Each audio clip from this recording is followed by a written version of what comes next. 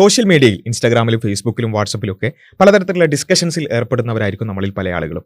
അങ്ങനെയുള്ള ഡിബേറ്റുകളിൽ, ഡിസ്കഷനിൽ അത് ഏത് വിഷയമാണെങ്കിലും, റിലീജിയനോ പൊളിറ്റിക്സോ അല്ലെങ്കിൽ സയൻസോ അല്ലെങ്കിൽ സോഷ്യലായ കാര്യങ്ങളോ എന്തോ ആയിക്കോട്ടെ, അങ്ങനെയുള്ള ഏതെങ്കിലും ഒരു വിഷയം ഡിസ്കസ് ചെയ്യുമ്പോൾ നമ്മൾ ഒരിക്കലും കമ്മിറ്റ് ചെയ്യാൻ പാടില്ലാത്ത ചില കാര്യങ്ങളാണ് ഈ ഒരു വീഡിയോയിൽ നമ്മളൊരു ഉദാഹരണ സഹിതം ഡിസ്കസ് ചെയ്യുന്നത്.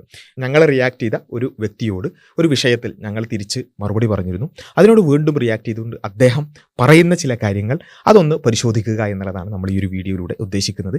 അതിൽ അദ്ദേഹം എങ്ങനെയാണ് വിഷയങ്ങളെ കൈകാര്യം ചെയ്തത്. നമ്മൾക്കറിയാം ആ വിഷയം എന്നുള്ളത് ഒരുപക്ഷെ മുൻപുള്ള വീഡിയോസ് കണ്ട ആളുകൾക്കറിയാം. പ്രോബ്ലം ഓഫ് ഈവിൾ എന്ന് പറഞ്ഞ് ഒരുപാട് ഡിസ്കഷൻസ് നടക്കുന്ന ഒരു വിഷയമാണ്. നമ്മുടെ ചാനലിൽ തന്നെ ആ വിഷയം പല തവണയായി നമ്മൾ ഡിസ്കസ് ചെയ്തിട്ടുണ്ട്. പല ആളുകളും അതിനോട് റിയാക്ട് ചെയ്തിട്ടുണ്ട്. നമ്മൾ വീണ്ടും മറുപടികൾ പറഞ്ഞിട്ടുണ്ട്. നമ്മൾ ആ വിഷയത്തിൽ ലൈവ് ഡിസ്കഷൻസ് സംഘടിപ്പിക്കാറുണ്ട്. പല ആളുകളും അതിൽ വളരെ മാന്യമായി വന്ന് സംസാരിക്കാറും ഡിസ്കസ് ചെയ്യാറും ഡിബേറ്റ് ചെയ്യാറൊക്കെ ഉണ്ട്. ആ വിഷയം തന്നെയാണ്. അതിൽ നമ്മൾ വീണ്ടും അതിന് ആ മറുപടി കൊടുത്തു. അതിന് അദ്ദേഹത്തിൻ്റെ മറുപടിയുടെ രീതി എന്തൊക്കെയാണ് അദ്ദേഹം പറയുന്നത് എന്നുള്ളത് നമുക്കൊന്ന് പരിശോധിച്ച് നോക്കാം. ആദ്യം നമ്മളോട് റിയാക്ട് ചെയ്തുകൊണ്ട് അദ്ദേഹം പറയുന്ന ഒരു വാചകം അല്ലെങ്കിൽ ഒരു അദ്ദേഹത്തിൻ്റെ ഒരു ആർഗ്യുമെന്റ് കേട്ടോളൂ. ഞാൻ പറയാം, ലക്ഷക്കണക്കിന് ആൾക്കാരുണ്ട് ഈ വീഡിയോയുടെ കമന്റ് ബോക്സിൽ ഇവന്മാരെ പട്ടീനെ പോയിട്ട് ആട്ടുമാണ് ആളുകൾ. വിശ്വാസികളായ ആളുകൾ അതിന് പറഞ്ഞിട്ടുള്ള ന്യായം വിശ്വസിക്കുന്നുണ്ട്. തീർച്ചയായും. അതായത് ചന്ദ്രനെ രണ്ടായി പിളർന്നു വീണ്ടും കൂട്ടിച്ചേർത്തു. തീർച്ചയായും നിങ്ങൾ വിശ്വസിക്കുന്നു. തീർച്ചയായും. Very good. അപ്പോൾ അതുകൊണ്ടാണ് ഇവർ റിയാക്ട് ചെയ്തത്. അപ്പോൾ ഇതിൽ അദ്ദേഹം പറയുന്നത് വെച്ചാൽ ലക്ഷക്കണക്കിന് ആളുകൾ കണ്ട വീഡിയോയിൽ ഇവരെന്ത് ചെയ്തിട്ട് പട്ടിയെ പോലെ ആട്ടുന്നുണ്ട് എന്ന് വെച്ചാൽ ഞങ്ങളുടെ ഏതൊരു വീഡിയോ ആരോ പിന്നെ ട്രോൾ ചെയ്തിട്ടോ പരിഹസിച്ചിട്ടോ എന്തോന്നോ പോസ്റ്റ് ചെയ്തിട്ടുണ്ടാവും. അതിൽ ഒരുപാട് ആളുകൾ തെറിയും പിന്നെ മറ്റും പരിഹാസങ്ങളൊക്കെ അടങ്ങുന്ന ഒരുപാട് കമൻറ്റുകൾ അതിൽ എഴുതിയിട്ടുണ്ട്. അപ്പോൾ അങ്ങനെ ലക്ഷക്കണക്കിന് ആൾക്കാർ പരിഹസിച്ചതുകൊണ്ടല്ല, ആയിരക്കണക്കിന് കമൻറ്റുകൾ അതിലുണ്ട്. അപ്പോൾ ആയിരക്കണക്കിന് പരിഹാസങ്ങൾ ഉള്ളതുകൊണ്ട് തന്നെ നിങ്ങൾ പറയുന്നതൊക്കെ മോശം കാര്യമാണ്. ഇതിന് പ്രിയപ്പെട്ട സുഹൃത്തും അല്ലെങ്കിൽ ഇതുപോലെയുള്ള ഡിസ്കഷൻസിൽ ഏർപ്പെടുന്നവരും മനസ്സിലാക്കാൻ പറയാം, നമ്മൾ ഒരിക്കലും ഒരു ഡിസ്കഷനിൽ ഇങ്ങനെയുള്ള കാര്യങ്ങൾ പറയുന്നതിൽ കാര്യമില്ല. കാരണം അതിനെ നമ്മൾ അപ്പീൽ ടു മോക്കറി എന്നാണ് പറയുക. എന്ന് വെച്ചാൽ ഒരു കാര്യത്തെ ആളുകൾ മോക്ക് ചെയ്തു, അല്ലെങ്കിൽ കുറച്ച് ആൾക്കാർ എന്ത് ചെയ്തു, എന്തെങ്കിലും മോക്ക് ചെയ്തു, അതിനെ പരിഹസിച്ചു, അതിനോട് തെറി പറഞ്ഞു, അതുകൊണ്ട് അത് മോശമാണ് എന്ന് വിളിക്കുന്നതിന് നമ്മൾ അപ്പീൽ ടു മോക്കറി എന്നാണ് പറയുക. അതൊരു ലോജിക്കൽ ഫാലസിയാണ്. അല്ലെങ്കിൽ ഒരുപാട് ആളുകൾ അതിനെ എതിർത്തു, അതുകൊണ്ട് അത് തെറ്റാണ് എന്ന് പറയുന്നത് നമ്മൾ അപ്പീൽ ടു പോപ്പുലാരിറ്റി എന്നാണ് പറയുക. ഇതൊക്കെ ലോജിക്കൽ ഫാലസീസ് ആണ്. ഒരിക്കലും നമ്മൾ കമ്മിറ്റ് ചെയ്യാൻ പാടില്ലാത്തൊരു കാര്യമാണ്. സാധാരണ ഈ സോഷ്യൽ മീഡിയ ലാംഗ്വേജിൽ പെട്ടതാണ് ഈ എയറിൽ പോവുക അല്ലെങ്കിൽ എയറിലാക്കി എന്നൊക്കെ പറഞ്ഞുകൊണ്ട്. എന്ന് വെച്ചാൽ കുറേ ആൾക്കാർ അതിനെ എതിർത്തു, കുറേ ആൾക്കാർ അതിനെ പരിഹസിച്ചു എന്നുള്ളത് കൊണ്ട് മാത്രം ഒരു കാര്യം തെറ്റോ ശരിയോ ആവുകയില്ല എന്നുള്ളത് സുഹൃത്ത് മനസ്സിലാക്കുക എന്നുള്ളത് മാത്രമാണ് ആ വിഷയത്തിൽ പറയാനുള്ളത്. ഏത് വിഷയത്തിലും ഏതെങ്കിലും ഒരു വിഷയത്തിൽ ഇപ്പോൾ അതിൻ്റെ ഒരു കാര്യം എന്താ വെച്ചാൽ നമ്മൾ മനസ്സിലാക്കേണ്ട ഒരു കാര്യം, എല്ലാവരും മനസ്സിലാക്കേണ്ട ഒരു കാര്യം എന്താ വെച്ചാൽ സോഷ്യൽ മീഡിയയിൽ ഒരു വീഡിയോക്ക് താഴെ ഒരുപാട് പരിഹാസ കമൻറ്റുകൾ വരുന്നുണ്ടെങ്കിൽ അതിൻ്റെ അൽഗോരിതം അതിനെതിരായിട്ടുള്ള ആളുകളിലേക്കാണ് എത്തിച്ചത് എന്നാണ്. അതായത് ഇപ്പം ഞാൻ ഒരു ഇസ്ലാമുമായി ബന്ധപ്പെട്ടുള്ള ഒരു കാര്യം പറയുന്നു, അതിനെ ഒരു ഇസ്ലാമിനെയൊക്കെ പരിഹസിക്കുന്ന അല്ലെങ്കിൽ അതിനെ ഒരു താല്പര്യമില്ലാത്ത ആളുകളിലേക്കാണ് ആ വീഡിയോ എത്തിയെന്നുണ്ടെങ്കിൽ സ്വാഭാവികമായിട്ടും അതിനെ എതിർ കമൻറ്റുകളായിരിക്കും കൂടുതലുണ്ടാവുക. എന്നാൽ ഞാൻ ഇസ്ലാമിനെ കുറിച്ച് പറയുന്നത് മുസ്ലിങ്ങളിലേക്കാണ് കൂടുതൽ എത്തിയെന്നുണ്ടെങ്കിൽ അതിന് പോസിറ്റീവ് കമൻറ്റ്സ് ആയിരിക്കും ഉണ്ടാവുക. ഇതേപോലെ തന്നെയാണ് തിരിച്ചും. അതായത് എത്തീസ്റ്റുകളായിട്ടുള്ള ആളുകൾ വീഡിയോ ഇട്ടു, അത് വിശ്വാസികളിലേക്കാണ് എത്തിയെന്നുണ്ടെങ്കിൽ വിശ്വാസികൾ മിക്കവാറും അതിന് പരിഹസിച്ച് കുറേ കമൻറ്റ് ഇടും. എന്നാൽ എത്തീസ്റ്റുകളിൽ തന്നെയാണെങ്കിൽ നല്ല കാര്യം, വളരെ നല്ല കാര്യം, വളരെ നല്ല വീഡിയോ എന്ന് പറഞ്ഞിട്ടായിരിക്കും കമൻറ്റ് ഉണ്ടാവുക. ഇതൊക്കെ ബേസിക്കലി ആർക്കും ആലോചിച്ചാൽ മനസ്സിലാവുന്ന കാര്യമുള്ളൂ. അപ്പോൾ എങ്കിലും പ്രിയപ്പെട്ട സുഹൃത്ത് മനസ്സിലാക്കുക, അപ്പീൽ ടു മോക്കറി അല്ലെങ്കിൽ അപ്പീൽ ടു പോപ്പുലാരിറ്റി എന്ന് പറയുന്നത് ഒരിക്കലും നമ്മൾ കമ്മിറ്റ് ചെയ്യാൻ പാടില്ലാത്ത ലോജിക്കൽ ഫാലസിയാണ് എന്നുള്ളത് മനസ്സിലാക്കുക. ആളുകൾ പരിഹസിക്കുന്നു എന്നുള്ളത് കൊണ്ട് ഒരു കാര്യം ശരിയോ തെറ്റോ ആവില്ല. ഓക്കെ, പരിഹാസം എന്നുള്ളത് ഒരിക്കലും മറുപടിയും അല്ല. അതാരാണ് ഉണ്ണാക്കൻ അനോണമാ അൺമാസ്കിങ് അനോണമുള്ള എന്ത് പേരാണ് ഇതൊക്കെ? അതാണ് ആദ്യം മനസ്സിലാക്കേണ്ടത്.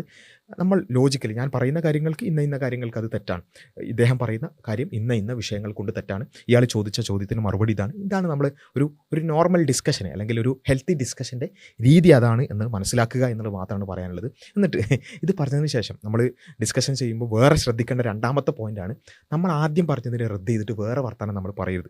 ഓക്കെ, ഇപ്പോൾ ഇദ്ദേഹം പറഞ്ഞെന്താണ്, ഞങ്ങളുടെ വീഡിയോൻ്റെ താഴെ ഒരുപാട് മോശം കമൻറ്റുകളും തെറി കമൻറ്റുകളൊക്കെ ഉണ്ട്, അതുകൊണ്ട് ഞങ്ങൾ പറയുന്നതിലും വലിയ കാര്യമില്ല എന്നുള്ളതാണ് ഇദ്ദേഹം ആദ്യം പറഞ്ഞത്. പിന്നെ ഇദ്ദേഹം വേറൊരു സമയത്ത് വേറൊരു കാര്യം പറയുന്നുണ്ട്, അത് നിങ്ങൾ കേട്ടോളൂ. പക്ഷെ നിങ്ങളിവിടെ എന്താ ചെയ്യണേ? നിങ്ങൾ മാത്രമേ ചെയ്യുന്നുള്ളൂ കേട്ടോ. എൻ്റെ കമൻറ്റ് ബോക്സിലും എൻ്റെ പേഴ്സണൽ മെസ്സേജ് ബോക്സിലും എന്നെ തെറി വിളിക്കാൻ വരുന്നതൊക്കെ ഈ നാമധാരികളാണ് എന്നുള്ളതാണ് വാസ്തവം. അപ്പോൾ ആ ഒരു ക്വാളിറ്റി നിങ്ങളുടെ കമൻറ്റ് ബോക്സ് നോക്കിയാലും കണ്ട ഇതുപോലത്തെ കമൻസ് ഒക്കെയാണ് കാണുന്നത്. അപ്പോൾ അതാണ് ആ ക്വാളിറ്റി, മനസ്സിലായില്ലേ? അപ്പോൾ അതൊരു വ്യത്യാസമാണ്, നിങ്ങൾക്ക് മാത്രമുള്ളൊരു പ്രത്യേക സവിശേഷതയാണ്. അപ്പോൾ അദ്ദേഹം പറയുന്നത് എന്താ, ഇദ്ദേഹത്തിൻ്റെ കമൻറ്റ് ബോക്സിലും ഇദ്ദേഹത്തിൻ്റെ ഇൻബോക്സിലൊക്കെ ഒരുപാട് ആൾക്കാർ തെറി പറയുന്നുണ്ട്. മുസ്ലിം നാമധാരികളായിരിക്കും ഉദ്ദേശിച്ചിട്ടുണ്ട്, മുസ്ലിങ്ങളായ ഒരുപാട് ആൾക്കാർ തെറി പറയുന്നുണ്ട്.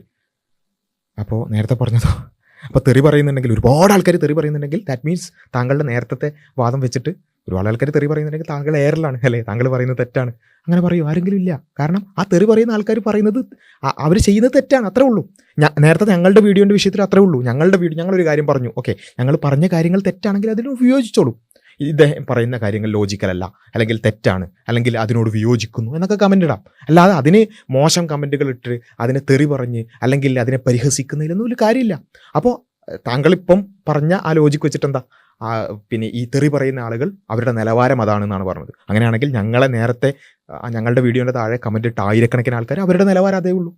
അപ്പോൾ ഇത് ചർച്ച ചെയ്യുമ്പോൾ ശ്രദ്ധിക്കേണ്ട രണ്ടാമത്തെ പോയിന്റാണ്. നമ്മളൊരിക്കലും എന്ത് ചെയ്തു, ആദ്യം തെറി പറയുന്നതിനൊക്കെ വലിയ സംഭവമായിട്ട് കണ്ടോ ഇവരെ ഏറിപ്പോയി എന്ന് പറയാം. രണ്ടാമത്തത് സ്വന്തം തെറി വരുമ്പോൾ അതൊക്കെ നിലവാരമാണെന്ന് പറയുകയും ചെയ്യാം. അപ്പോൾ ഒന്നുകിൽ നിങ്ങൾക്ക് കുറേ തെറി വന്നിട്ടുണ്ടെങ്കിൽ അതിൻ്റെ അർത്ഥം നിങ്ങൾ പറയുന്നത് തെറ്റാണെന്നാണ് നേരത്തെ ലോജിക്ക് വെച്ചിട്ട്. അല്ലെങ്കിൽ ഞങ്ങളെ കുറേ തെറി പറഞ്ഞിട്ടുണ്ടെന്നുണ്ടെങ്കിൽ അതിൻ്റെ അർത്ഥം എന്താ, ഞങ്ങളെ തെറി പറയുന്ന ആൾക്കാരുടെ നിലവാരം അത്രയും കുറവാണെന്നാണ്. ഓക്കെ, അപ്പോൾ അങ്ങനെയുള്ള കാര്യങ്ങളൊക്കെ ശ്രദ്ധിക്കണം. പിന്നെ ഇദ്ദേഹം ചെയ്യുന്നത് വെച്ചാൽ നേരത്തെ വീഡിയോയിലടക്കം നിങ്ങൾ കണ്ടിട്ടുണ്ടാകും. നമ്മൾ ഡിസ്കസ് ചെയ്യുന്നത് എന്താണ്, വിഷയം എന്താണ്, പ്രോബ്ലം ഓഫ് ഈവിൾ, ദൈവത്തിൻ്റെ പരീക്ഷണം, ഇതൊക്കെയാണ് നമ്മൾ ഡിസ്കഷൻ. ഈ ഡിസ്കഷൻ പോയിന്റ് അതായിരിക്കെ ഇദ്ദേഹം എന്ത് ചെയ്യണം, അതിന് മറുപടിയായിട്ട് കൊണ്ടുവന്നിട്ടുള്ള ഒരു കാര്യം എന്താ, ഞാൻ വേറൊരു ഡിസ്കഷനിൽ പറഞ്ഞൊരു കാര്യം എടുത്തിട്ട് പറയാണ്. അതായത് ചന്ദ്രൻ പളർന്നു എന്ന് ഞാൻ പറയുന്നു എന്നുള്ളതാണ്. അതാണ് ഇവിടേക്ക് എടുത്തുകൊണ്ടിരുന്നത്. ഓക്കെ, ആ ഭാഗം നിങ്ങൾ കണ്ടോ? വിശ്വസിക്കുന്നുണ്ട് തീർച്ചയായും. അതായത് ചന്ദ്രനെ രണ്ടായി പിളർന്നു എന്നും വീണ്ടും കൂട്ടിച്ചേർത്തു, തീർച്ചയായും നിങ്ങൾ വിശ്വസിക്കുന്നു? തീർച്ചയായും. Very good. അപ്പോൾ ഈ വീഡിയോ ക്ലിപ്പ് ഇടുകയാണ്. എന്നിട്ട് അദ്ദേഹം എന്താ പറയുക, ഈ ചന്ദ്രൻ പിളർന്നോ ഇല്ലേ, അതൊരു ഇസ്ലാമിലെ ഒരു മിറാക്കിളിനെ കുറിച്ചുള്ള വിശ്വാസമാണ്. ആ വിശ്വാസം ഉണ്ട് എന്നുള്ളത് കൊണ്ട് അത് ഞാൻ പറഞ്ഞു. ഓക്കെ, അത് ഞാൻ പറയുന്നത് പൊട്ടത്തെറ്റായിക്കോട്ടെ, ഓക്കെ, പൊട്ടത്തെറ്റായിക്കോട്ടെ, എങ്കിൽ പോലും അത് ഇവിടെ എങ്ങനെ റെലവൻ്റ് ആവുക? ഇവിടെ എങ്ങനെ റെലവൻ്റ് ആവുക? നമ്മളുടെ വിഷയം എന്താ, problem of evil. Problem of ഈവിളും ഇസ്ലാമിലെ മിറാക്കിളും തമ്മിൽ എന്താ ബന്ധം? അതാണ് നമ്മൾ ഇനി മൂന്നാമത്തെ പോയിന്റ് നമ്മൾ ഡിസ്കസ് ചെയ്യുമ്പോൾ നമ്മൾ ഒഴിവാക്കേണ്ടുന്ന കാര്യമാണ് വാട്ട് അബൌട്ടിസം എന്ന് പറയുന്നത്. അതായത് നമ്മൾ ഒരു വിഷയം പറയുമ്പോൾ വേറെ എന്തെങ്കിലും ഒരു വിഷയം, അതായത് നമ്മൾ ഒരു കാര്യം, നിങ്ങൾ പറയുന്ന ഒരു കാര്യം തെറ്റാണ്, അത് അങ്ങനെയാണെങ്കിൽ ഇതെന്താ അങ്ങനെ, ഇതെന്താ ഇങ്ങനെ എന്ന് ചോദിക്കുന്നതിനാണ് നമ്മൾ വാട്ട് അബൌട്ടിസം എന്ന് പറയാം. അല്ലെങ്കിൽ വേറൊരു നിങ്ങൾ കമ്മിറ്റ് ചെയ്യുന്ന ഫാലസിയാണ് റെഡ് ഹെറിങ് എന്ന് പറയാം. അതായത് നമ്മൾ ഡിസ്കസ് ചെയ്യുന്ന കാര്യത്തിന് ഡിസ്ട്രാക്ട് ചെയ്തുകൊണ്ട് വേറെ എന്തെങ്കിലുമൊക്കെ കാര്യങ്ങൾ പറയാം. നമ്മൾ ഡിസ്കസ് ചെയ്യുന്നത് പ്രോബ്ലം ഓഫ് ഈവിളും ദൈവത്തിൻ്റെ പരീക്ഷണമൊക്കെയാണ്. അപ്പം അതിനൊക്കെ തെറ്റിച്ചിട്ട് വേറെ എന്തൊക്കെയോ അല്ലേ, ഞാൻ പറഞ്ഞ വേറൊരു വിഷയം എടുത്തിട്ട് അവിടേക്ക് കൊണ്ടുവരിക, അതിനാണ് റെഡ് ഹെറിങ് എന്ന് പറയുക. അപ്പോൾ ഇതൊക്കെ ഒഴിവാക്കുക. ഓക്കെ, നമ്മൾ ഡിസ്കസ് ചെയ്യുന്ന ആ വിഷയമാണെന്നുണ്ടെങ്കിൽ ആ വിഷയം പറയാം. ഇനി അതല്ല, ഞാൻ പറഞ്ഞ ആ ചന്ദ്രനെ പിളർത്തുക എന്ന് പറയുന്ന മിറാക്കിളുമായി ബന്ധപ്പെട്ടുകൊണ്ട് നിങ്ങൾക്ക് വിയോജിപ്പുണ്ടെങ്കിൽ അതൊരു മറ്റൊരു വിഷയമായിട്ട് പറയാം, അല്ലേ, അതിനൊരു കുഴപ്പമില്ല. ഞങ്ങളുടെ ചാനലിൽ തന്നെ ആ വിഷയം ഡിസ്കസ് ചെയ്തിട്ടുണ്ട്. ഞങ്ങളത് വളരെ കൃത്യമായി കൊണ്ട് തന്നെ ആ വിഷയം എന്താണ്, ഞങ്ങളുടെ വിശ്വാസം എന്നുള്ളത് എൻ്റെ മാത്രം വിശ്വാസമല്ല, അല്ലേ, എനിക്ക് ഐക്യു കുറവാണെന്ന് പറയാൻ വേണ്ടിയിട്ടാണ് ഈ സാധനങ്ങളൊക്കെ ഇട്ടിട്ടുള്ളത്. ഇവിടെ ഒന്നാമത് മനസ്സിലാക്കേണ്ടത്, മുസ്ലിങ്ങളായിട്ടുള്ള എല്ലാവരുടെയും അവരുടെ വിശ്വാസം, അവരുടെ ഖുർആനിൽ പറഞ്ഞിട്ടുള്ള അടിസ്ഥാനപരമായ ഒരു വിശ്വാസമാണ്. ദൈവം പ്രവർത്തിച്ച ഒരു അത്ഭുതമായിക്കൊണ്ട് മുഹമ്മദ് നബിയുടെ ഒരു പ്രവാചകത്വത്തിൻ്റെ തെളിവായിട്ട് ചന്ദ്രനെ ദൈവം രണ്ടായി പിളർത്തി കാണിക്കുകയും കൂട്ടിയോജിപ്പിക്കുകയും ചെയ്തു എന്നുള്ളത്. ഇത് മുഹമ്മദ് നബി ചെയ്തു എന്നല്ല പറഞ്ഞത്. മുഹമ്മദ് നബി പോയിട്ട് ചന്ദ്രനെ രണ്ടാക്കി കാണിച്ചു എന്നല്ല പറഞ്ഞത്, മറിച്ച് അത് ദൈവത്തിൻ്റെ അതാണ്. അത് നിങ്ങൾക്ക് ചോദ്യം ചെയ്യാം. ഓക്കെ, അതായത് എങ്ങനെയാണത് പോസിബിൾ ആവുക? അവിടെയാണ് നമ്മൾ പറയുന്നത് അതൊരു നോർമൽ സംഭവമല്ല. നോർമലി ചന്ദ്രൻ രണ്ടാവുമോ? ഇല്ല. നോർമലി നമ്മുടെ പ്രപഞ്ചത്തിൻ്റെ വ്യവസ്ഥയിൽ ചന്ദ്രൻ രണ്ടാവുകയും കൂട്ടിച്ചേരുകയും ചെയ്യൂല. കാരണം അവിടെ ഗ്രാവിറ്റിയും അങ്ങനെ ഒരുപാട് വിഷയങ്ങൾ അവിടെ വരും. അപ്പം നോർമലി അത് സാധ്യമല്ല. സയൻറ്റിഫിക്കലി അത് എക്സ്പ്ലെയിൻ ചെയ്യാൻ പറ്റുമോ? പറ്റൂല. കാരണം എന്താ, സയൻറ്റിഫിക്കലി ചന്ദ്രൻ രണ്ടാവുകയും കൂടിച്ചേരുകയും ചെയ്യില്ല. പിന്നെ എന്താ അത്? That is miracle. മിറാക്കിൾ എന്ന് പറഞ്ഞാൽ എന്താ, നോർമലായ കാര്യത്തിന് അപ്പുറത്ത് സംഭവിക്കുന്ന കാര്യങ്ങളാണ് നമ്മൾ അത്ഭുത പ്രവൃത്തി എന്ന് പറയാം, അല്ലേ. സയൻറ്റിഫിക്കലി നമുക്ക് എക്സ്പ്ലെയിൻ ചെയ്യാൻ പറ്റുമെങ്കിൽ അതിന് മിറാക്കിൾ അല്ല. അത് ആർക്കും ചെയ്യാൻ പറ്റുന്നൊരു കാര്യമല്ലേ. ആർക്കും ചെയ്യാൻ പറ്റുന്നൊരു കാര്യം പ്രവാചകത്വത്തിൻ്റെ തെളിവായിട്ട് ദൈവത്തിൻ്റെ പ്രവൃത്തിയായിട്ട് വരില്ലല്ലോ. എനിക്ക് ചെയ്യാൻ പറ്റുന്ന, ഇപ്പോൾ എനിക്ക് ഇവിടുന്ന് ഒരു വെള്ളം കുടിക്കാൻ പറ്റും, അപ്പോൾ പ്രവാചകൻ വെള്ളം കുടിച്ചു, അത് നോർമൽ സംഭവമാണ്. എന്നാൽ നോർമൽ അല്ലാത്ത, നോർമലി സംഭവിക്കാത്ത കാര്യങ്ങളാണ് ദൈവത്തിൻ്റെ പ്രവൃത്തി മൂലം സംഭവിച്ചു എന്ന് പറയുന്നത്. അതിനാണ് മിറാക്കിൾ എന്ന് പറയാം, അല്ലേ. ഇപ്പം യേശുക്രിസ്തുവിൻ്റെ മിറാക്കിളായിക്കൊണ്ട് നമുക്ക് ക്രൈസ്തവ വിശ്വാസികൾ വിശ്വസിക്കുന്ന, മുസ്ലിങ്ങളും വിശ്വസിക്കുന്ന ഒരു കാര്യമാണ് വെള്ളപ്പാണ്ട് സുഖപ്പെടുത്തി എന്നുള്ളത്. നോർമലി സയൻറ്റിഫിക്കലി ഒരു വ്യക്തിക്ക് വെള്ളപ്പാണ്ട് സുഖപ്പെടുത്താൻ പറ്റുമോ? അല്ലെങ്കിൽ മരിച്ചവരെ ജീവിപ്പിക്കുക എന്നുള്ളത് അപ്പോൾ നോർമലി ഒരു വ്യക്തിക്ക് സാധ്യമാണോ? ഇല്ല. സയൻറ്റിഫിക്കലി പോസിബിൾ ആണോ? അല്ല.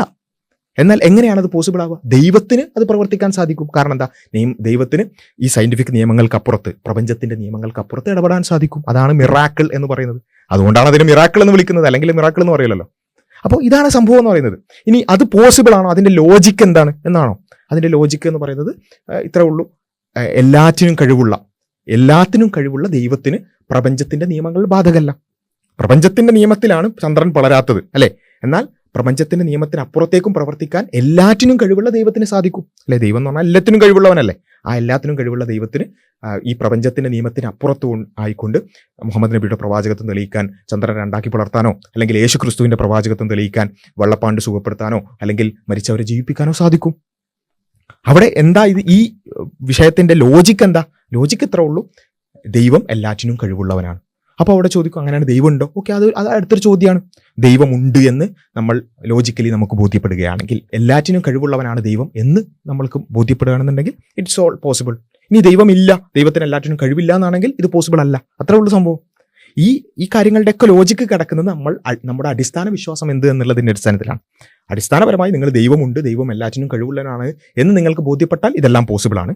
അത് ബോധ്യപ്പെട്ടിട്ടില്ല എന്നുണ്ടെങ്കിൽ ഇത് പോസിബിൾ അല്ല. ദാറ്റ്സ് ഓൾ അല്ലേ. ഇത്രയുള്ള ഈ വിഷയം എന്ന് പറയുന്നത്. അപ്പോൾ ഒരാൾ പറയുന്നത് ലോജിക്കലാണെന്ന് ചോദിക്കണം, എനിക്കതിന് ലോജിക്കുണ്ട്. എന്താണത്? ഞാൻ ദൈവമുണ്ട് എന്ന് ലോജിക്കലി എനിക്ക് ബോധ്യപ്പെട്ട കാര്യമാണ്. ദൈവം എല്ലാറ്റിനും കഴിവുള്ളവനാണ് എന്ന് ഞാൻ ബോധ്യപ്പെട്ടൊരു കാര്യമാണ്. ആ എല്ലാറ്റിനും കഴിവുള്ള ദൈവത്തിന് ഇത് പോസിബിളാണ്. ഇത് മാത്രമല്ല, മറ്റു പല മിറാക്കിൾസും പോസിബിളാണ്. അത്രേ ഉള്ള കാര്യം. അപ്പം ഇതും പ്രോബ്ലം ഓഫ് ഈവിളും തമ്മിൽ ബന്ധമുണ്ടോ? ഇല്ല. അത് ഇവിടേക്ക് കൊണ്ടുവരിക എന്നുള്ളത് ഒരു ശരിയായൊരു കാര്യമല്ല. അങ്ങനെയുള്ള കാര്യങ്ങൾ നമ്മൾ എന്ത് ചെയ്യാതിരിക്കുക, ഡിസ്കഷൻസിൽ ചെയ്യാതിരിക്കുക എന്നുള്ളതാണ് അടുത്തതായിട്ട് പറയാനുള്ളത്. പിന്നെ അദ്ദേഹത്തിന് ഒരു പ്രയാസം തോന്നിയൊരു കാര്യം എന്താ വെച്ചാൽ, നമ്മൾ അദ്ദേഹത്തിന് IQ കുറഞ്ഞു എന്ന് പറഞ്ഞു എന്നുള്ള രൂപത്തിലാണ് അദ്ദേഹം അത് പറയുന്നത്. എന്നോടൊരു ഉപദേശമുണ്ട്, എല്ലാ തരത്തിലുള്ള ആളുകളും കാണാനുണ്ട്, കുറച്ച് IQ കുറഞ്ഞ ആൾക്കാരും കാണാനുണ്ട് എന്നുള്ളതനുസരിച്ച് കുറച്ചുകൂടി വിശദീകരിച്ച് പറയണം. എല്ലാ തരത്തിലുള്ള ആളുകൾ കാണാനുണ്ട്, കുറച്ച് IQ കുറഞ്ഞ ആൾക്കാരും കൂടി കാണാനുണ്ട്. അതായത് ഞാൻ IQ കുറഞ്ഞ ഒരാളാണെന്നാണ് അവർ പറയുന്നത്. IQ കുറഞ്ഞ ആൾക്കാരും കാണാൻ, ഇതിപ്പോ നിങ്ങൾ വടി കൊടുത്ത് അടിമേടിക്കുവാണ്. എന്നാലും ഞാൻ പറയാം, ഒരു IQ കുറഞ്ഞ ആളുടെ വീഡിയോ എടുത്ത് റിയാക്ട് ചെയ്യുന്ന നിങ്ങളുടെ IQ വലിയ പോയിന്റ് പോലെയാണ് പറയുന്നത്. ഒന്നാമത് നമ്മൾ പറയുന്നത് IQ കുറഞ്ഞ ആളുകളും കാണാനുണ്ട് എന്നുള്ളതുകൊണ്ട് നമ്മൾ ഉദ്ദേശിച്ചത്, നമ്മൾ പറഞ്ഞ കാര്യം ആ വീഡിയോയിൽ നിങ്ങൾക്ക് കാലിക്കറ്റ് നടന്നിട്ടുള്ള ഞങ്ങളുടെ ഓപ്പൺ ഡിബേറ്റിലാണ് ആ ക്ലിപ്പാണ് റിയാക്ട് ചെയ്തത്. ആ വിഷയം നിങ്ങൾ ആ ക്ലിപ്പ് കണ്ടാൽ തന്നെ നിങ്ങൾക്ക് മനസ്സിലാവും. വളരെ സുന്ദരമായിട്ട് തന്നെ ഇസ്ലാമിൻ്റെ വിശ്വാസം എന്താണ് ഈ വിഷയത്തിൽ എന്നുള്ളത് വളരെ വിശദീകരിച്ച് പറയുന്ന ഒരു ഭാഗമാണ്.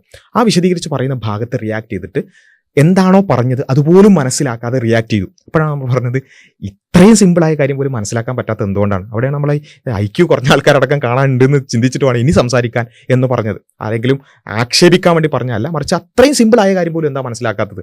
റിയാക്ട് ചെയ്യുന്നതൊക്കെ, പരിഹസിക്കുന്നതോ ട്രോൾ ചെയ്യുന്നതൊക്കെ ഓക്കെയാണ്, പക്ഷേ എന്താണ് കാര്യം പറഞ്ഞത് എന്നെങ്കിലും മനസ്സിലാക്കിയിട്ട് അതിനോട് പ്രതികരിക്കണ്ടേ എന്ന അർത്ഥത്തിലാണ് IQ കുറഞ്ഞത്. അപ്പോൾ IQ കുറഞ്ഞ ആളെ റിയാക്ട് ചെയ്യുന്നത് നിങ്ങളുടെ IQ എന്താ? അങ്ങനെ ഉണ്ടോ? ഞങ്ങളിവിടെ ഓരോരുത്തരുടെയും IQ അയാൾക്ക് എത്രത്തോളം ബുദ്ധിശക്തി ഉണ്ടെന്ന് നോക്കിയിട്ടൊന്നല്ല ഞങ്ങൾ റിയാക്ട് ചെയ്യും. ഞങ്ങൾ പല ആൾക്കാർ, ഞങ്ങൾ ആരിഫ് ഹുസൈനെ വരെ റിയാക്ട് ചെയ്യുന്നുണ്ട്, പിന്നല്ലേ. അപ്പോൾ എല്ലാ തരത്തിലും ഞങ്ങൾ ശശികലനെ വരെ റിയാക്ട് ചെയ്തിട്ടുണ്ട്. അങ്ങനെയുള്ള എല്ലാവരെയും, അതായത് സമൂഹത്തിൽ ഞങ്ങൾ റിയാക്ട് ചെയ്യുന്നത് വെച്ചാൽ ഞങ്ങൾക്ക് കുറേ ആൾക്കാർ അയച്ചു തരുന്ന റീലുകളാണെന്നുണ്ടെങ്കിൽ അതിലെന്തെങ്കിലും മറുപടി ആവശ്യമാണെന്നുണ്ടെങ്കിൽ ഞങ്ങൾക്ക് കൊടുക്കും, അത്രേ ഉള്ളൂ. അല്ലാതെ പറയുന്ന ആൾക്കാർക്ക് എത്ര ബുദ്ധിയുണ്ട്, എത്ര കാര്യങ്ങളുണ്ട് എന്നുള്ളതൊന്നും ഞങ്ങൾ നോക്കാറുള്ളത്. ഞങ്ങൾ പറയുന്ന കാര്യങ്ങളോട് പ്രതികരിച്ച ഒരു കാര്യം കണ്ടപ്പോൾ ഞങ്ങൾ അതിനോട് പ്രതികരിച്ചു എന്ന് മാത്രമല്ലാതെ അത് എത്രത്തോളം IQ ഉള്ളതാണ് എന്നുള്ളതും നോക്കിയിട്ടല്ല നമ്മൾ ചെയ്യാറുള്ളത് എന്നുള്ളത് അതിൻ്റെ കൂടെ പറഞ്ഞു എന്ന് മാത്രം. അപ്പം ഇനിവേ അത് ഈ പറഞ്ഞ ഒരു ആക്ഷേപിക്കാൻ വേണ്ടി പറഞ്ഞല്ല, പക്ഷെ അത്രയും വിശദമായി പറഞ്ഞ ഒരു വീഡിയോ അത് കേൾപ്പിച്ചിട്ട് അതൊന്നും മനസ്സിലാകാത്ത രൂപത്തിൽ നേരെ തിരിച്ചു പറയുക എന്ന് പറയുന്നത്. അപ്പം ഇനിവേ നമ്മുടെ ഈ ഒരു വിഷയത്തിലേക്ക് വരികയാണെന്നുണ്ടെങ്കിൽ എന്താ നമ്മളുടെ വിഷയം? അദ്ദേഹം അതിൽ വളരെ കുറച്ച് കാര്യങ്ങൾ മാത്രമേ സംസാരിച്ചിട്ടുള്ളൂ. നമ്മൾ പറഞ്ഞ ഇത്രേ ഉള്ളൂ, ഏതൊരു കാര്യവും അത് കൺസിസ്റ്റൻ്റ്ലി വിശദീകരിക്കാൻ പറ്റുന്നുണ്ടോ എന്നുള്ളതാണ് അതിൻ്റെ ലോജിക്ക് നമ്മൾ ആലോചിക്കേണ്ടത്. അതായത് ദൈവവിശ്വാസവുമായി ബന്ധപ്പെട്ടുകൊണ്ട് പരിശോധിക്കുകയാണെന്നുണ്ടെങ്കിൽ ദൈവവിശ്വാസം അല്ലെങ്കിൽ ദൈവം എങ്ങനെയാണ് ഈ പ്രപഞ്ചത്തെക്കുറിച്ച്, ഈ പ്രപഞ്ചത്തിൻ്റെ വ്യവസ്ഥയെക്കുറിച്ച് പറഞ്ഞിട്ടുള്ളത് നമ്മൾ പരിശോധിച്ച് നോക്കുക. സുഹൃത്തിന് മനസ്സിലാകാൻ വേണ്ടിയിട്ടാണ് ഈ ചോദ്യം. അദ്ദേഹം പറയുന്നുണ്ട്, നിങ്ങൾ വിശദീകരിക്കുകയാണെങ്കിൽ ഞാനത് ഉൾക്കൊള്ളാൻ തയ്യാറാണെന്നൊക്കെ പറഞ്ഞതുകൊണ്ടാണ് പറയുന്നത്. ഇത്രേ ഉള്ളൂ, ദൈവം സൃഷ്ടിച്ച ഈ പ്രപഞ്ചത്തെക്കുറിച്ച് ദൈവം ഒരു കാര്യം പറഞ്ഞിട്ടുണ്ട്. അതെന്താ? ദൈവം ഒരു വ്യവസ്ഥ സൃഷ്ടിച്ചിട്ടുണ്ട്. എന്താണ്? ഇപ്പോൾ ഒരു ഉദാഹരണത്തിന് വാട്ടർ സൈക്കിൾ അല്ലേ. വാട്ടർ സൈക്കിൾ, മഴ എങ്ങനെ പെയ്യുന്നു, മഴ പെയ്യിപ്പിക്കുന്നത് ദൈവമാണ് എന്ന് നമുക്ക് വേണമെങ്കിൽ പറയാം. എങ്ങനെ?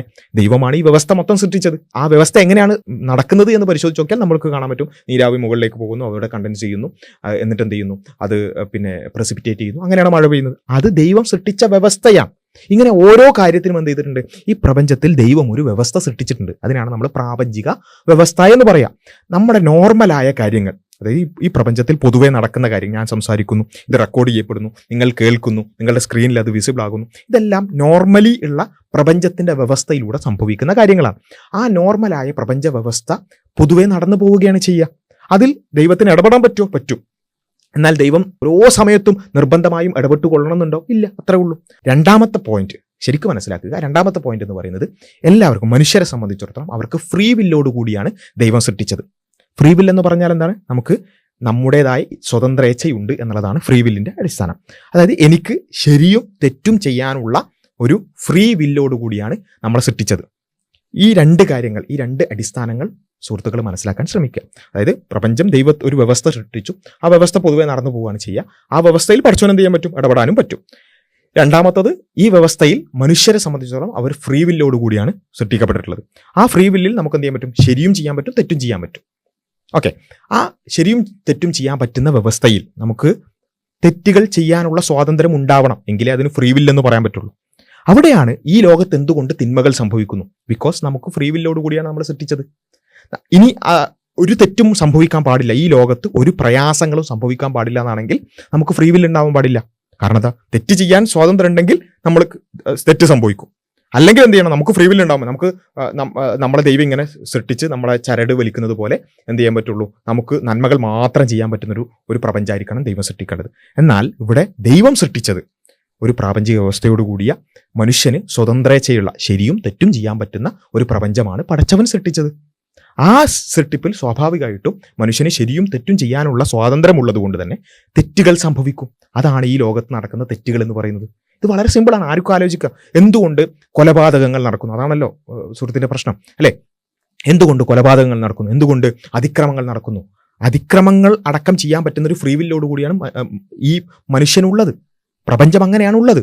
അവിടെ ഒന്നുകിൽ എന്ത് ചെയ്യണം? അതിക്രമങ്ങളൊന്നും ചെയ്യാൻ പറ്റാത്ത, നന്മകൾ ചെയ്യാൻ മാത്രം പറ്റുന്നൊരു ലോകമാകണം. അങ്ങനെയല്ല ഉള്ളത്. ഈ ലോകത്തിന്റെ സൃഷ്ടിപ്പ് എന്ന് പറയുന്നത് ഇവിടെ നന്മയും തിന്മയും ഉള്ള, ഓരോരുത്തർക്കും സ്വതന്ത്രേച്ഛയുള്ള രൂപത്തിലാണ്. എന്തിനാണ് സ്വതന്ത്രേച്ഛ? അവിടെയാണ് വിശുദ്ധ ഖുർആൻ അടക്കം പറഞ്ഞിട്ടുള്ള ഒരു കാര്യം, ലിനബ്ലുവക്കും. ഈ ലോകം എന്ന് പറയുന്നത് പരീക്ഷണമാണ്. അവിടെയാണ് ആ പരീക്ഷണം വരുന്നത്. നമുക്ക് ശരിയും തെറ്റും ചെയ്യാനുള്ള സ്വാതന്ത്ര്യം നൽകിക്കൊണ്ട് നമ്മൾ ശരി ചെയ്യുമ്പോഴാണ് അതിന് വാല്യൂ ഉള്ളത്, അല്ലേ? നമുക്കൊരിക്കലും എന്ത് ചെയ്യാൻ പറ്റില്ല? കള്ളു കുടിക്കാൻ പറ്റില്ല. ഓക്കെ, വെള്ളം കുടിക്കാനേ പറ്റുള്ളൂ, വെള്ളം കുടിക്കാൻ പറ്റില്ല.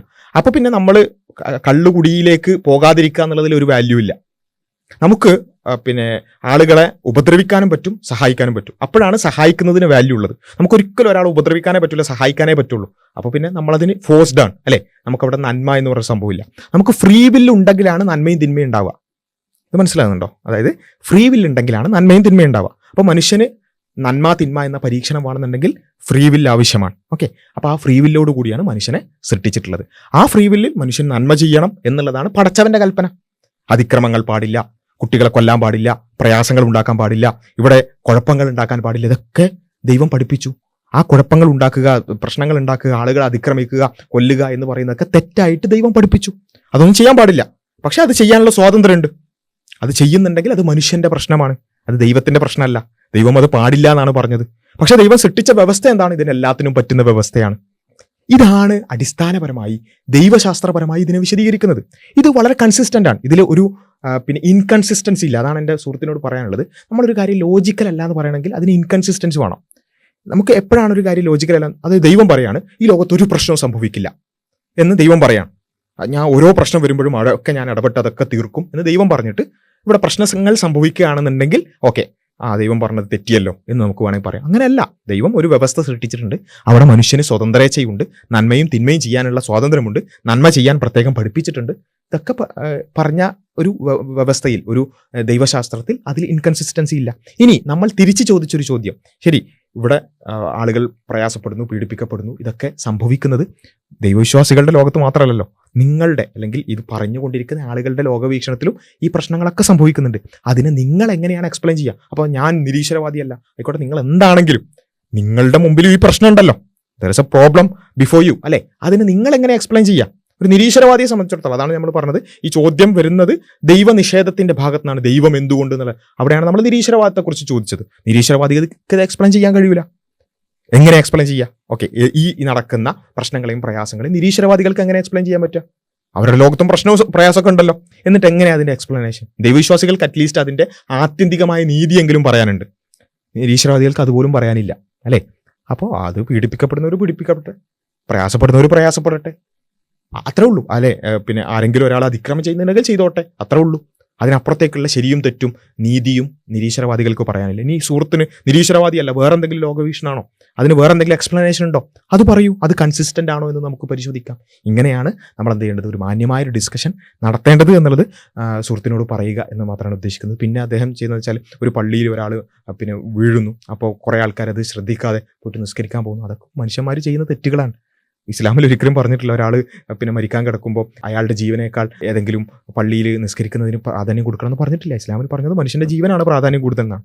അതറിയാത്ത ആളുകൾ അത് ചെയ്തിട്ടുണ്ടെങ്കിൽ അത് അവരുടെ തെറ്റ്, അത്രേ ഉള്ളൂ. ഇങ്ങനെയുള്ള കാര്യങ്ങൾ, വളരെ സില്ലി ആയിട്ടുള്ള കാര്യങ്ങൾ ഡിസ്കഷൻസിലേക്ക് കൊണ്ടുവരാതിരിക്കാൻ പ്രത്യേകം ശ്രദ്ധിക്കുക. പിന്നെ അദ്ദേഹത്തിൻ്റെ വേറൊരു ചോദ്യം, അദ്ദേഹം പറയുന്നുണ്ട് ഗാസ മോങ്ങൽ, അവിടെയുള്ള പിഞ്ചു കുഞ്ഞുങ്ങളെ പിന്നെ കൊല്ലപ്പെടുന്നതിന് അദ്ദേഹം മോങ്ങൽ എന്ന് പറഞ്ഞുകൊണ്ട് പരിഹസിച്ചിരുന്നു. അങ്ങനെ മോങ്ങൽ എന്ന് ഉപയോഗിച്ചത് തെറ്റായിപ്പോയി എന്ന് അദ്ദേഹം കൺഫസ് ചെയ്യുന്നുണ്ട്. വളരെ നല്ല കാര്യം. അങ്ങനെയുള്ള കാര്യങ്ങൾ അഡ്മിറ്റ് ചെയ്ത് പോകുന്നത് വളരെ നല്ല ഹെൽത്തി ആയിട്ടുള്ള ഒരു കാര്യമാണ്. അത് അപ്രിഷിയേറ്റ് ചെയ്യുകയാണ്. പിന്നെ അദ്ദേഹം പറഞ്ഞത് വേറൊരു പോയിന്റ് അദ്ദേഹം പറയട്ടെ. ഞാൻ ചോദിക്കുന്നത്, ഗാസയിലും പലസ്തീനിലൊക്കെ മാത്രം നടക്കുന്ന പ്രശ്നങ്ങൾക്ക് മാത്രം നിങ്ങൾ എന്തുകൊണ്ട് പ്രതികരിക്കുന്നു? ബാക്കിയുള്ള പ്രശ്നങ്ങൾ വരുമ്പോൾ എന്തുകൊണ്ട് നിങ്ങളുടെ നാവ് ഉയരുന്നില്ല? അപ്പോൾ ഗാസ മോങ്ങൽ അല്ലെങ്കിൽ അത്തരം കാര്യങ്ങളിലൊക്കെ അദ്ദേഹം പറഞ്ഞത് വെച്ചാൽ ഗാസയിലുള്ളത് മാത്രം എന്തുകൊണ്ട് പ്രതികരിക്കുന്നു എന്നുള്ളതാണ്. ഒരിക്കലുമല്ല. ലോകത്ത് എവിടെയൊക്കെ ആളുകൾ അതിക്രമിക്കപ്പെടുന്നുണ്ടോ, എവിടെയൊക്കെ പീഡിപ്പിക്കപ്പെടുന്നുണ്ടോ, അവിടെയൊക്കെ പീഡിതരുടെ കൂടെ തന്നെയാണ് മനുഷ്യർ വേണ്ടത്. അതാണ് മനുഷ്യത്വം. അത് നമ്മുടെ ചാനലിലടക്കം നമ്മൾ പല വിഷയങ്ങളും പറഞ്ഞിട്ടുണ്ട് അല്ലേ. ലോകത്തിൻ്റെ വിവിധ ഭാഗങ്ങളിൽ നടക്കുന്ന പല പ്രശ്നങ്ങളെക്കുറിച്ച് നമ്മൾ സംസാരിച്ചിട്ടുണ്ട്. അതിൽ ഇനി എന്തുകൊണ്ടാണത് കൂടുതൽ ചർച്ചയാവുന്നതെന്നാണെങ്കിൽ പ്രിയപ്പെട്ട സുഹൃത്ത് മനസ്സിലാക്കുക, ഗാസയിൽ നടക്കുന്ന വംശഹത്യയെ മാത്രമാണ് ആൾക്കാർ ന്യായീകരിക്കുന്നത്. ന്യായീകരിക്കുമ്പോഴാണ് അതിന് എതിർവാദങ്ങളും ചർച്ചയും കൂടുതലായിട്ട് നടക്കുക. നിങ്ങൾ എവിടെയെങ്കിലും കണ്ടിട്ടുണ്ടോ സുഡാനിൽ നടക്കുന്ന പീഡനങ്ങളെ ന്യായീകരിക്കുന്ന ആരെയെങ്കിലും? മതത്തിൻ്റെ പേരിലോ അല്ലാതെയൊക്കെ സുഡാനിൽ നടക്കുന്ന പിന്നെ അവിടെയുള്ള കൂട്ടക്കൊലകൾ, അതിനെ ന്യായീകരിക്കുന്ന ആരെങ്കിലും നിങ്ങൾ കണ്ടിട്ടുണ്ടോ? കണ്ടിട്ടുണ്ടെങ്കിൽ നമ്മൾ അവർക്ക് മറുപടി പറയും. അപ്പോൾ അത് ചർച്ചയാവും, കൂടുതൽ ചർച്ചയാവും. അപ്പോൾ സുഡാൻ എന്ന് പറയുന്ന വിഷയം എപ്പോഴും ചർച്ചയിൽ നിൽക്കും അല്ലേ. വേറെ പിന്നെ നൈജീരിയയിൽ നടക്കുന്ന പീഡനങ്ങൾ അല്ലെങ്കിൽ അവിടെ നടക്കുന്ന ക്രൂരതകൾ, അതിനെ ന്യായീകരിക്കുന്ന ഒരാളെയെങ്കിലും മലയാളികളായിട്ട് നിങ്ങൾക്ക് സോഷ്യൽ മീഡിയയിൽ കണ്ടിട്ടുണ്ടോ? ഒരാളെയെങ്കിലും ഉണ്ടെങ്കിൽ അവർക്ക് നമ്മൾ മറുപടി പറയും. അപ്പോൾ അവർ തിരിച്ചു മറുപടി പറയും. അതിങ്ങനെ ചർച്ചയാവും. പക്ഷേ ഫലസ്തീൻ്റെ വിഷയത്തിൽ നമുക്കത് കാണാൻ പറ്റും.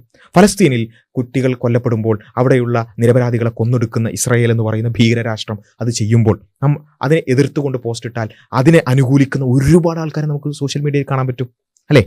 അങ്ങനെ ആളുകൾ അതിനെ അനുകൂലിച്ച് വരുമ്പോൾ, വംശഹത്യ അനുകൂലിക്കുന്ന ആൾക്കാരുണ്ടാകുമ്പോൾ അത് ചർച്ചയാവും. അതിനെതിരായി വാദങ്ങൾ വരും, തിരിച്ചു വാദങ്ങൾ വരും. അത് നിരന്തര ചർച്ചയായിട്ട് വരും. അതുകൊണ്ടാണ് ഫലസ്തീൻ എന്ന് പറയുന്നത് കൂടുതൽ ചർച്ചയാവുന്നത്.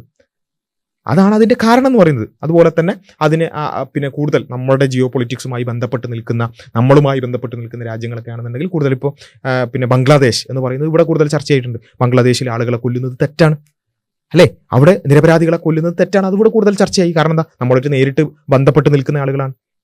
ഇതാണ് അതിൻ്റെ കാരണം. നേപ്പാൾ അല്ലേ, കുറച്ചൊക്കെ കൂടുതൽ നമ്മുടെ പിന്നെ സോഷ്യൽ മീഡിയയിലൊക്കെ ചർച്ചയായിട്ടുണ്ട്. കാരണം എന്താ, നമ്മുടെ അടുത്ത രാജ്യമാണ്. പക്ഷേ അതേ സമയത്ത് ആഫ്രിക്കൻ രാജ്യങ്ങളിൽ നടക്കുന്ന പല കാര്യങ്ങളും ഇവിടെ ചർച്ച കുറവായിരിക്കും. കാരണം നമ്മളോട് അത്ര അടുത്തിട്ടല്ല. അതൊക്കെ പല കാരണങ്ങളുണ്ടാവും. പക്ഷെ ഇവിടെ നമ്മൾ നോക്കേണ്ടത് ആരെങ്കിലും അതിനെ ന്യായീകരിക്കുന്നുണ്ടോ എന്നുള്ളതാണ്. ഞങ്ങൾ ഫലസ്തീനിൽ കൊല്ലപ്പെടുന്ന അല്ലെങ്കിൽ അവിടെ പീഡിപ്പിക്കപ്പെടുന്ന ആളുകളുടെ കൂടെയാണ്. അവിടെ പീഡിപ്പിക്കുന്ന ഇസ്രായേലിനെതിരാണ്. അതേ ഞങ്ങൾ സുഡാനിലുള്ള ക്രൂരതകളെ ന്യായീകരിക്കുന്നുണ്ടെങ്കിൽ നിങ്ങൾക്ക് ചോദ്യം ചെയ്യാം. അതേ ഞങ്ങൾ നൈജീരിയയിൽ നടക്കുന്ന പീഡനങ്ങളെ ന്യായീകരിക്കുന്നുണ്ടെങ്കിൽ നിങ്ങൾക്ക് ചോദ്യം ചെയ്യാം. ഞങ്ങൾ അതിനൊക്കെ എതിരാണ്. എവിടെ നിരപരാധികൾ കൊല്ലപ്പെടുന്നു അവിടെയൊക്കെ നിരപരാധികളുടെ കൂടെ, ന്യായത്തിൻ്റെ കൂടെയാണ് ഞങ്ങൾ.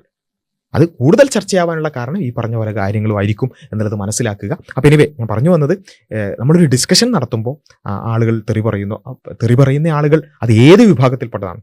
ഞങ്ങളെ തെറി പറയുന്ന കമൻറ്റിലുള്ള ആയിരക്കണക്കിന് ആൾക്കാരാണെങ്കിലും, നിങ്ങൾക്ക് ഇൻബോക്സിൽ തെറി പറയുന്ന ആളുകളാണെങ്കിലും ആരാണെങ്കിലും, ആ തെറി പറയുന്നത് മോശമാണ് എന്നുള്ളത് മനസ്സിലാക്കുക.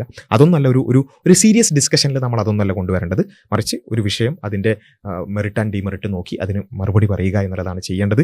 അത്തരം ഒരു ഹെൽത്തി ഡിബേറ്റ് സംസ്കാരത്തിലേക്ക് കുറച്ചുകൂടി ഉയരണം എന്നുള്ളത് സൂചിപ്പിക്കുകയാണ്. പിന്നെ മോറൽ ഡിലമയെക്കുറിച്ചൊക്കെ പറഞ്ഞു, അതായത് ട്രെയിനുമായി ബന്ധപ്പെട്ടുള്ള കാര്യങ്ങളൊക്കെ നമ്മുടെ കഴിഞ്ഞ ചർച്ചകളിലൊക്കെ പലതവണ ഡിസ്കസ് ചെയ്ത കാര്യങ്ങളാണ്. ആ പഴയ വീഡിയോസൊക്കെ ഒന്ന് പരിശോധിച്ച് നോക്കുക. അത്തരം ഡിസ്കഷൻസിൽ കൂടുതൽ ഇൻവോൾവ് ആവുക എന്നുള്ളതാണ് സൂചിപ്പിക്കാനുള്ളത്. അത്തരം ഇനി ഓപ്പൺ ആയിട്ടുള്ള നേർക്കുനേറുള്ള സംസാരങ്ങളോ ലൈവായിട്ടുള്ള ചർച്ചകളൊക്കെ ആവശ്യമാണെന്നുണ്ടെങ്കിൽ അതിനൊക്കെ നമ്മൾ ഓപ്പണാണ്. ഹെൽത്തി ഡിബേറ്റ് ആയിരിക്കണം. അല്ലാതെ വെറുതെ മോക്ക് ചെയ്യുക എന്നുള്ളതാണെങ്കിൽ ഞങ്ങൾക്കതിന് താല്പര്യമില്ല. തിരിച്ച് മോക്ക് ചെയ്യാൻ ഞങ്ങൾക്ക് അറിയില്ല എന്ന് വെച്ചോളൂ എന്ന് മാത്രമാണ് സൂചിപ്പിക്കാനുള്ളത്. കൂടുതൽ വിഷയങ്ങൾ നമുക്ക് വഴിയെ ഡിസ്കസ് ചെയ്യാം.